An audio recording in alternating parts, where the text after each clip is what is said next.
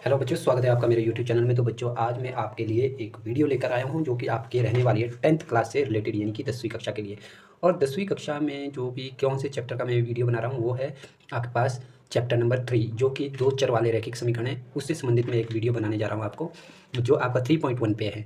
ठीक है, उसके लिए आपको किन किन चीज़ों की ज़रूरत पड़ती है, उस चीज़ों के लिए, उस चीज़ों को समझाने के लिए मैं ये वीडियो बना रहा हूँ, जो कि आपको काफ़ी हेल्पफुल होगी 3.1 एक्सरसाइज, यानी कि 3.1 प्रश्नावली करने में। तो देखिए बच्चों, तो हम शुरू करते हैं। हमारे कुछ उसमें ये आपको मैं दिखा लेता हूँ एक बार। ये बुक में आपका एक टेबल है। तो देखिए बच्चों, मैं आपको दिखाने की कोशिश करूँगा। ये वाला आपका जो टेबल है, ये वाला टेबल, ठीक है। ये टेबल अक्सर याद नहीं रहता है बच्चों को भी, कैसे होता है, क्या होता है, ठीक है। इसके मैं आपको आसान तरीके से समझाने की कोशिश करूँगा। इसमें जो आपके ये तो जो आंसर है, इसके अलावा भी और भी होता है, ये जिसको संगत और असंगत कहा जाता है, ठीक है। वो भी मैं आपको इसको समझाने के माध्यम से ही आपको समझाऊँगा, ठीक है। तो कोशिश करूँगा कि आपको आसान तरीके से समझाने की, और आपसे भी उम्मीद करता हूँ कि आप अच्छी तरह से ध्यान देंगे और समझेंगे। तो चलिए हम शुरू करते हैं इस जो ये टेबल है, इस टेबल को पढ़ने की तैयारी करें। चलिए, आप सबसे पहले तो एक बात आप ज़हन में बिठा लीजिए कि आपके पास दो समीकरण होते हैं। कभी भी अगर क्या होता है, दो चर वाले रैखिक समीकरण अगर आपके पास इससे संबंधित या फिर इस चैप्टर से आपको कोई भी क्वेश्चन आता है, तो आप हमेशा एक बात याद रखना।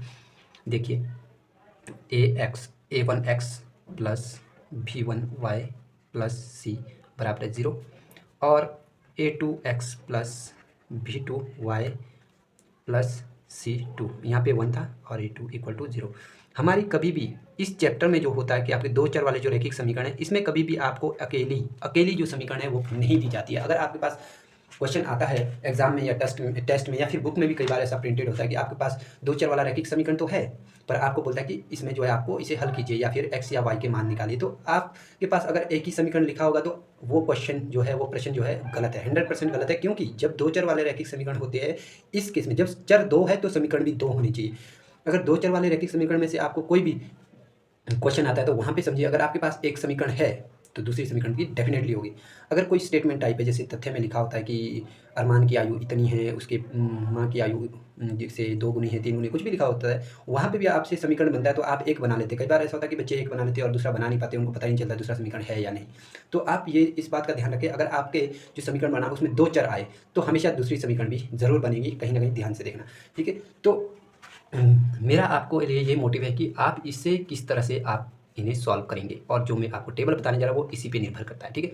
अब आप ध्यान देंगे, सबसे बड़ी बात, जो भी यहाँ पे जो y है, x है और c है, यानी कि इसको कांस्टेंट टर्म कहा जाता है इंग्लिश में, ठीक है। ये स्थिरांक होता है और ये y का गुणांक भी होता है, और ये यहाँ पे भी इधर इसको, ठीक है। इनको दो नाम क्यों दिया, क्योंकि ये अच्छा यहाँ एक लिखा है, ये समीकरण नंबर 2 रहती है, ठीक है। ये एक रहती है, एक वाले के सभी जो भी अंक होंगे वो एक एक को नाम दिया जाएगा, जो दो समीकरण 2 के होंगे उनको दो दो नाम दिया जाएगा, ठीक है। अब समझिए, अगर आपके पास समीकरण, तो क्या करना है, इनके गुणांकों का अनुपात करना है आपको। क्या करना है, गुणांकों का अनुपात। अगर आप कर लेते हैं, यहाँ ध्यान देंगे, a1 बटा a2 बराबर है b1 बटा b2 बराबर है c1 बटा c2। अगर आपके पास ऐसी कंडीशन आती है, ऐसी, ठीक है, कभी आप देखेंगे इस समीकरण में, ये भी समझाऊंगा कि ऐसा कब आता है। अभी आप फिलहाल ये समझिए, अगर a1 बटा a2 b1 बटा b2 c1 बटा c2 यानी कि तीनों ही बराबर है, तो उस केस में आप हमेशा याद रखें कि अगर आपके पास ग्राफ बनेगा, क्या बनेगा, अगर आपके पास ग्राफ बनेगा, कुछ इस तरह का ग्राफ होता है, तो उसमें लाइन आपकी हमेशा कैसी रहेगी, यानी कि जो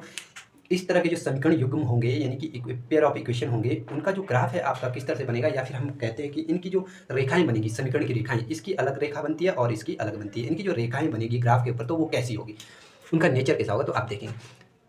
आप ये चार है, ठीक है, इधर ये जो होता है आपका इस तरह से ग्राफ होता है, ठीक है।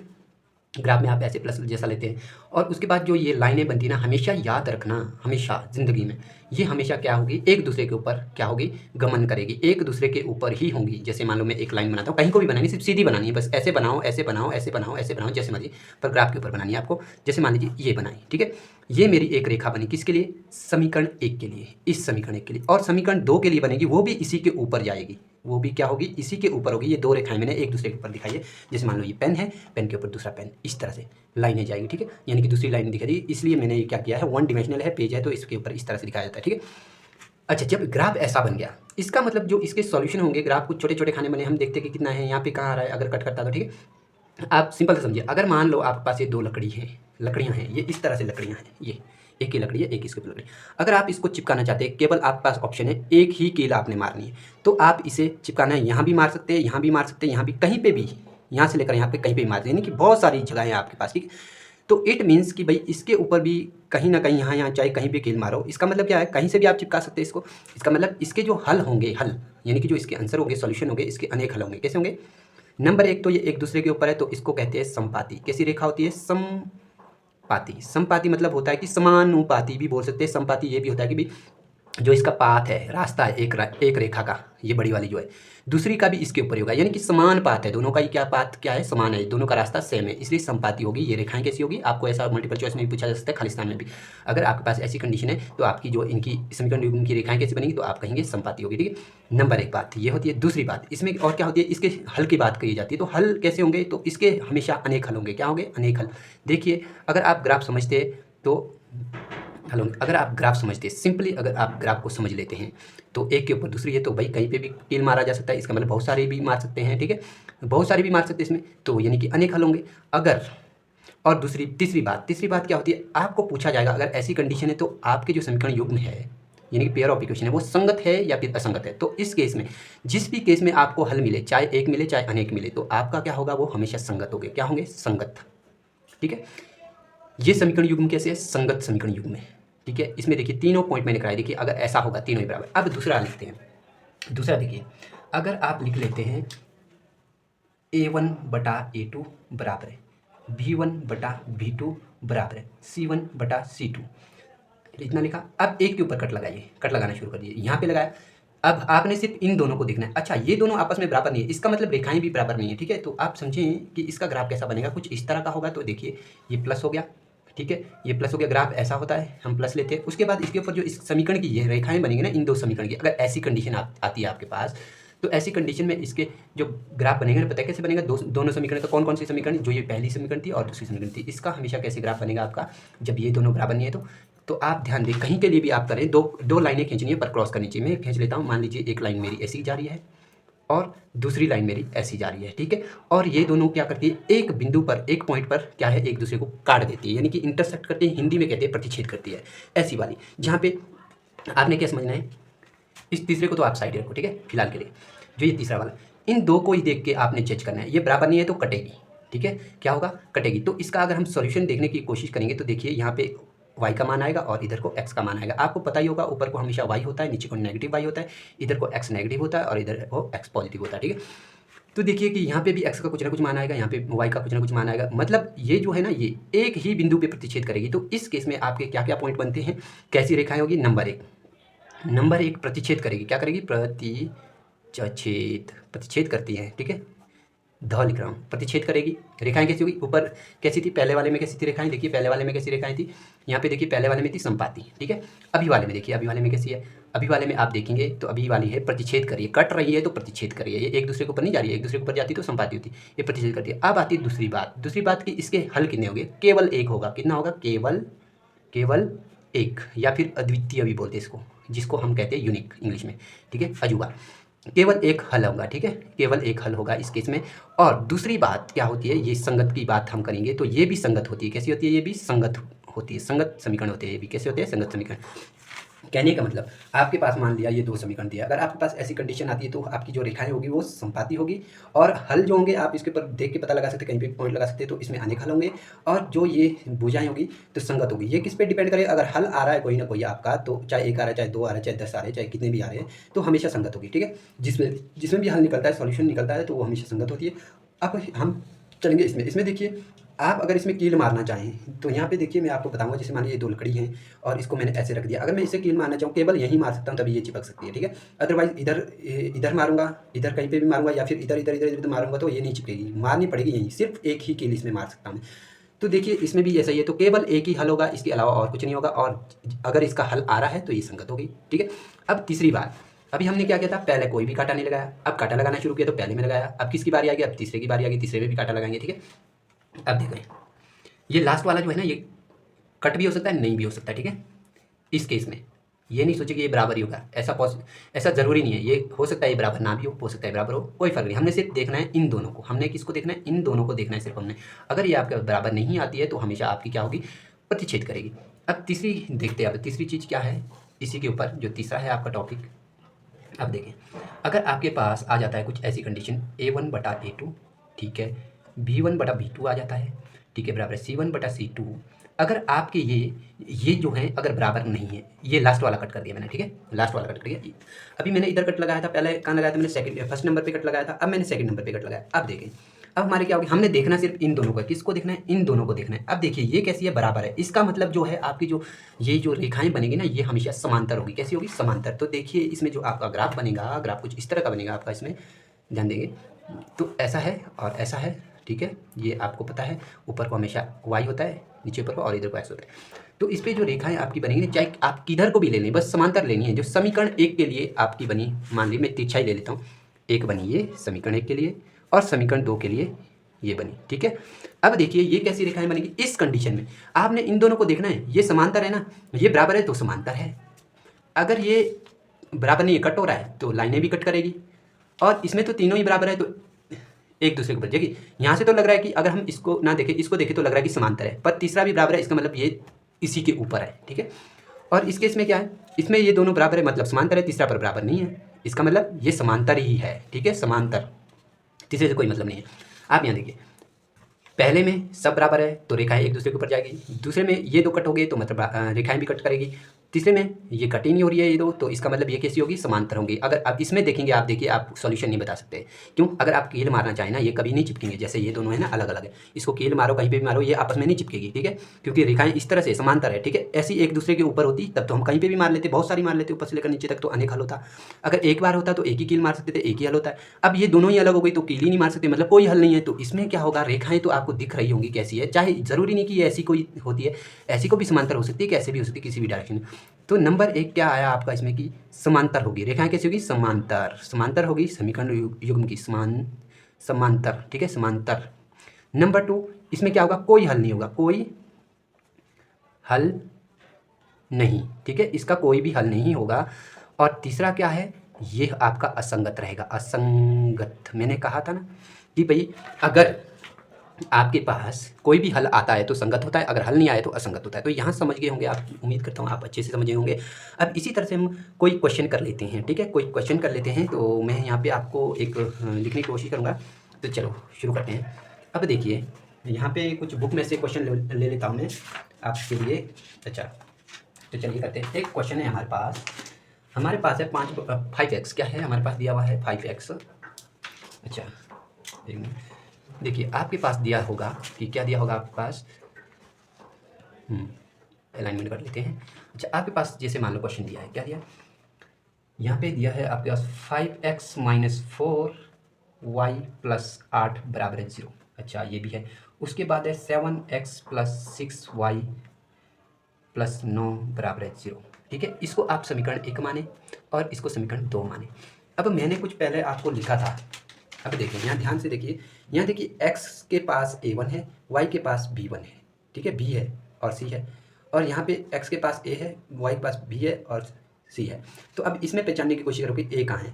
ये 5 जो है ये है a, ये क्या है b, ये क्या है c, और यहाँ पे भी ये a है, ये b है, ये c है, ठीक है। अब देखिए अगर समीकरण 1 है, अगर समीकरण 1 है, तो इस केस में है कि भाई ये इसको हम 1 मानेंगे, इसको 1 मानेंगे, इसको 1 मानेंगे, यानी कि a1 b1 c1, a2 b2 c2। अगर ये 2 है तो इनकी जो भी अंक है इसमें लिखे हुए जो भी नंबर लिखे इनको हम 2 मानेंगे और इनको 1 अब कैसे, अब देखिए इसको कैसे बता सकते हैं कि अगर आपको पूछे कि भाई ये समीकरण युग्म जो है कैसी रेखाएं बनाते हैं, ठीक है, इनका जो रेखाओं का रूपांतरण होगा कैसा होगा। तो देखिए आप कैसे करेंगे, जब आप इसे हल करते हैं, हल, ठीक है, हल करते हैं तो आप लिखेंगे, क्या लिखेंगे, 5/7 लिखेंगे। देखिए a को बटा में लिखना है, अनुपातों में, ठीक है। और उसके बाद -4/6 ये भी हो गया। उसके बाद 8 आपको 9 लिखना है, ठीक है। अब देखिए इसमें ये बराबर दिख रहे हैं क्या, नहीं है, कोई भी बराबर नहीं, काट कर भी अगर आप देखेंगे ना तब भी ये बराबर नहीं होगा। जैसे सपोज करो यहाँ आपने काट दिया, 2 दूना 4 हो गया, 3 दूना 6 हो गया, तो आपका ये क्या आया 5/7 बराबर है -2/3 बराबर है 8/9। बोलिए क्या आपका ये बराबर आया, ये बराबर नहीं है, तो आपका कोई भी बराबर नहीं है, तो आपने कट करना। अगर मान लो 5/7 इधर भी 5/7 आता, इधर भी आता, तब तीनों बराबर होते। तो आपने किस पे गौर करना है, आपने करना है इस पे गौर, सिर्फ इन दो पे, ये बराबर नहीं है। इसका मतलब आपकी जो रेखाएं होगी, रेखाएं कैसी होगी, अगर आपका ग्राफ इस तरह से बन रहा है तो रेखाएं कैसी होगी, यूँ होगी, प्रतिच्छेद करने वाली होगी, यानी कि एक पॉइंट होगा कहीं ना कहीं, यानी कि प्रतिच्छेद करेगी आपकी रेखाएं, ठीक है। ये दोनों बराबर नहीं है, ठीक है, ये दोनों बराबर नहीं है। तो क्या किया, प्रतिच्छेद, रेखाएं कैसी होगी, प्रतिच्छेद करने वाली। अगर हल के बारे में पूछा हो तो केवल एक ही हल होगा, ठीक है। अगर पूछा कि ये जो समीकरण युग्म है ये संगत है या असंगत है, तो आपका वो पता है हल आ रहा है तो संगत है, नहीं आ रहा होता तो असंगत होता है, ठीक है। इसी तरह से एक क्वेश्चन आपको दूसरा भी कर लेते हैं हम। जैसे देखिए आपके पास लिखा है, यहाँ पे दिया है आपके पास लिख करके कुछ इस तरह से, आपके पास दिया है 9x यानी कि 9x प्लस 3y प्लस 12 बराबर है 0। ये हो गया समीकरण एक। अब दूसरा समीकरण है 18x प्लस 6y प्लस 24, ये बराबर हो गया 0। ये हो गया दूसरा समीकरण। अब इसको कैसे सॉल्व करें, देखिए बहुत ही आसान, यही काम करना है आपको जो हमने पहले किया था, हल करेंगे, ठीक है। हल किया हमने, यहाँ पे किया 9/18 और उधर है 3/6 और है फिर 12/24। ध्यान से देखेंगे आप, मैं किस तरह से लिख रहा हूँ। अब देखिए इसे काटा भी जा सकता है, 9 एकम 9, 9 दूना 18, 3 एकम 3, 3 दूना 6, 12 एकम 12, 12 दूना 24। यानी कि आपके पास जो आया कैलकुलेशन करके जो भी आपके पास आया उसे देखना है, उस पर गौर करना है आपको। यहाँ आया आपका 1/2, क्या आया 1/2 बराबर है 1/2 बराबर है 1/2, ठीक है। अब देखिए ये तीनों ही बराबर है, मतलब यानी कि अर्थात मैं पहले ये नहीं लिखा था, अभी लिख रहा हूँ, आप गौर करें, इस ये मेन है, ठीक है। तो आपका किस तरह का है ये आपका ऐसा है A1/A2 बराबर है B1/B2 बराबर है C1/C2। अब देखिए आपने कंपेयर भी कर दिया, ये कुछ इस तरह का बन रहा है, ठीक है। तीनों बराबर है मतलब ऐसे। तो इस केस में कैसा बनता है आपका ग्राफ, देखिए तीनों बराबर है, मतलब यहाँ से तो लग रहा है समांतर है, ये तीसरा भी बराबर है, इसका मतलब रेखाएं एक दूसरे के ऊपर होगी। अगर मान लो कहीं से भी सीधी मार देते ऐसी, दूसरी भी इसके ऊपर ही होगी। कैसी होगी, दूसरी भी इसके ऊपर ही होगी, मतलब अनेक हल हो सकते हैं इस केस में, ठीक है। तो कैसी, इनको क्या कहा जाता है, क्या कहा जाता है, ये है आपकी समपाती। कैसी है, समपाती, ये होगी आपकी समपाती नंबर एक। अगर पूछे इसके हल के बारे में तो इसके अनेक हल है, यहाँ दिख रहा है आपको पॉइंट, कहीं भी ले सकते हैं, अनेक हल, ठीक है। अगर पूछे आपको ये संगत है या असंगत है तो ये संगत है। कैसी है, संगत है। क्यों है संगत, क्योंकि इसमें तो हल निकल रहा है, ठीक है, बहुत सारे निकल रहे, तो आपका आंसर क्या होना चाहिए कि ये संगत है, ठीक है। अगर इसी तरह से आपको कोई और क्वेश्चन भी आता है, ठीक है, और क्वेश्चन आपको कोई आता है, जैसे मान लो मैं लिख लेता हूँ, एक क्वेश्चन लिख ही लेता हूँ आपके लिए, और यहाँ देखिए अब मैं पूरा अच्छे से करने की कोशिश करूँगा आपको, और रेड पेन यूज़ करने की कोशिश करता हूँ। जैसे मान लीजिए आपके पास है, इसमें तीसरा क्वेश्चन आपको दिया है, ठीक है। आपको सबसे पहले क्या लिखना होता है, दिया है, ये लिखा आपने, दिया है, क्या दिया है आपके पास, अभी 6x minus 3y plus 10 equal to 0। अगर ये कभी 10 उधर दिया है ना, इसको इधर लाना ही पड़ता है इस केस में। और यहाँ पे है आपको 2x माइनस वाई और प्लस 9 इक्वल टू 0, ठीक है। इसको माना आपने समीकरण नंबर 1, इसको माना आपने समीकरण नंबर 2। अब देखिए क्या करना है इसमें, जब आप इसे हल करते हैं, क्या करते हैं, हल करते हैं, तो उस केस में आपको क्या करना है, तो देखिए आप डायरेक्टली ऐसा कर दीजिए कि 6/2 कीजिए, क्या कीजिए, 6/2 बराबर है, ये जो अंक है ना इनको विद चिन्ह के साथ लिख दें, -3, ये 3 है ना, यहाँ पे 1 होता है -1, और आगे है 10/9। अब आप यहाँ पे देखेंगे, अगर कोई करता है तो काट लीजिए, करता है तो काट लेना है, ठीक है। अब यहाँ पे आया आपके 2 एकम 2, 2 3 6, यानी कि ये आया 3/1 बराबर है, यहाँ पे भी माइनस माइनस कैंसिल हो जाएंगे और 3/1 आया, और आगे क्या आया आपके पास, ये आया 10/9, यानी कि आपका ये दो बराबर है और ये बराबर नहीं है। अर्थात आपको क्या मिला, किस तरह का आपको पैटर्न मिला, ठीक है, किस तरह का, अर्थात किस तरह का आपको प्रारूप मिला है, इसमें आपको मिला है A1/A2, ठीक है, बराबर है B1/B2 बराबर है C1/C2, और ये बराबर नहीं है, इस तरह का मिला है। और आप देखिए मैंने आपको पहले थोड़ी देर पहले पढ़ाया था, जब ऐसा होता है, ये दो को ही देखते हैं हम, ये दोनों हैं, तो आपका जो ग्राफ रहता है, ग्राफ जो आपका बनता है, इसमें किस तरह का ग्राफ बनेगा, तो देखिए ये कुछ लाइनें इस तरह से आप ग्राफ लेते हैं प्लस में, ठीक है, तो इस पे कैसे बनेगा। अब देखिए ये दोनों क्या है, बराबर है, इसका मतलब रेखाएं समांतर है, चाहे जैसे मर्जी आप ले लो, ठीक है, चाहे ले लो, ये देखिए एक ये ले ली और दूसरी ये ले ली, यानी कि पैरेलल होती है आपकी, ठीक है।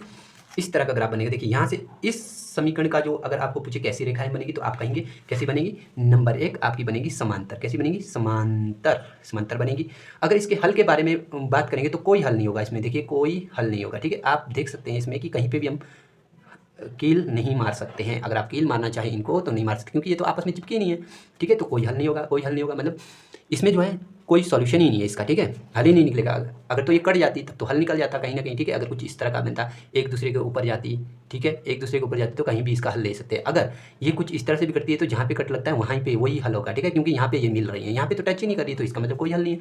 और अगर इसका पूछा जाए कि ये जो समीकरण युग्म है, ये दो कैसे समीकरण युग्म है, ये है असंगत। कैसे है? असंगत है, असंगत है। तो उम्मीद करता हूँ आपको ये इतना समझ आया होगा। मैंने क्वेश्चन के माध्यम से भी आपको समझाने की कोशिश की है, और आप जब भी इसे करें तो क्वेश्चन नंबर 2 को अगर जब आपने करना है तो इसी तरह से आपको करना है, क्योंकि उसमें कहा गया है कि आपको जो है तुलना करनी है इसके साथ, यानी कि A1/A2 B1/B2 जो ये है इसके साथ तुलना करने के लिए बोला है। और आपको तुलना, हम तुलना कर रहे हैं ऐसा लिखने की भी ज़रूरत नहीं है, क्योंकि जब आप यहाँ पे ऐसा लिख लेते हैं, ये यहाँ पे ऐसा ऐसा करने के बाद ऐसा, तो यहाँ पे ऑटोमेटिकली आपका इसके साथ कंपैरिजन हो जाता है। तो आपको यहाँ पे एक लाइन लिखनी होती है, अर्थात A1/A2 B1/B2 C1/C2, ठीक है, के रूप का है, ठीक है, इसके रूप का है। जो आपका ऊपर हल निकला वो इसके रूप का है।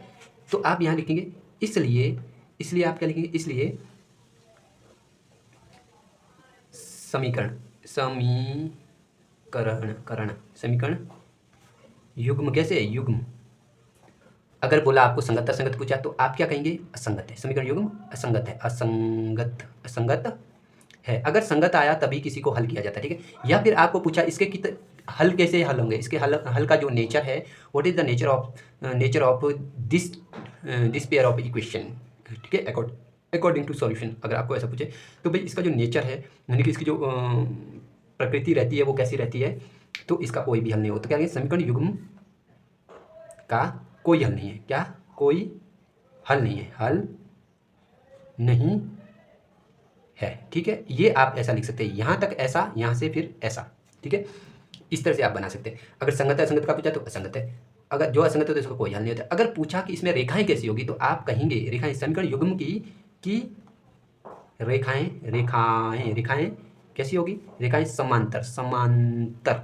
बस इतने ही सवाल आपसे इससे पूछे जाते हैं। मल्टीपल चॉइस में भी पूछा जा सकता है ये क्वेश्चन, या फिर खालिस्तान में भी पूछा जा सकता है, ठीक है। तो आपने इस तरह से करने, और इसी के साथ साथ हमारा जो क्वेश्चन है यहाँ पे देखिए, आप बुक में देख सकते हैं, यहाँ देखिए कंपैरिजन करने को बोला है, ठीक है। आपको कंपैरिजन लिखने की जरूरत नहीं है। आप देखेंगे, अगर हेल्प बुक में देखेंगे या फिर इसमें एग्जांपल में देखेंगे तो आपको कहा जाएगा कि इसके साथ तुलना करने पर ऐसा कुछ लिखा आएगा, तो ज़्यादा लिखने की ज़रूरत नहीं। जैसे आप यहाँ पे है तो कहीं तो मैं दिखाने की कोशिश करूँगा आपको, यहाँ पे कहीं है नहीं ऐसा, चलिए मुझे शायद नज़र नहीं आ रहा है। तो देखिए आपको ऐसा लिखने की जरूरत नहीं, जिस तरह से मैंने आपको कहा है बस इतना सा आपको करना है, और आपका क्वेश्चन जो है सॉल्व हो जाता है, अगर आप इतना सा लिख लेते हैं, ठीक है। इतना सा लिख लेते हैं, आपको पूरे मार्क्स इसमें मिल जाते हैं, ठीक है। ये आपको बनाने की ज़रूरत नहीं होती, ये तो मैंने आपको समझाने के लिए बनाया, आपको सीधा सा आंसर देने की ज़रूरत है, ठीक है। ये आपके दिमाग में पिक्चर बननी चाहिए। और देखिए, तो इसी तरह से मैंने क्या किया, आपको पहला क्वेश्चन, जो ये पहला क्वेश्चन नहीं बोलूँगा, ये दूसरा क्वेश्चन, तीसरा क्वेश्चन और चौथा क्वेश्चन, यानी कि ये 3 क्वेश्चन मैंने आपको इस एक वीडियो के माध्यम से समझाने का कोशिश किया, ठीक है। बाकी जो ये आपकी जो इक्वेशन रहती है बटा में रहती है, बटा में लिखा रहता है, ठीक है, रैशनल फॉर्म में, तो इसको सॉल्व करना तो आपको आना चाहिए। आपकी कैलकुलेशन इतनी तगड़ी होनी चाहिए कि आप इस तरह के को सॉल्व करें, क्योंकि हमें इस तरह का तो नहीं आता है। हमें तो इस तरह क्या आता है, अगर लाइनों में ऐसा लिखा होता तो हमें इसे इस रूप में बनाना पड़ता है, ताकि ये बटा वगैरह कुछ ना हो, यानी कि रैशनल फॉर्म में ना हो। तो वो भी मैं कोशिश करूँगा कि अगली वीडियो में आपको मैं इसको भी सॉल्व करना बताऊँ कि किस तरह से सॉल्व किया जाता है। तो इसके साथ मैं आज की वीडियो से लेता हूँ विदा। तो मिलेंगे नेक्स्ट वीडियो में, तब तक के लिए टाटा बाय बाय।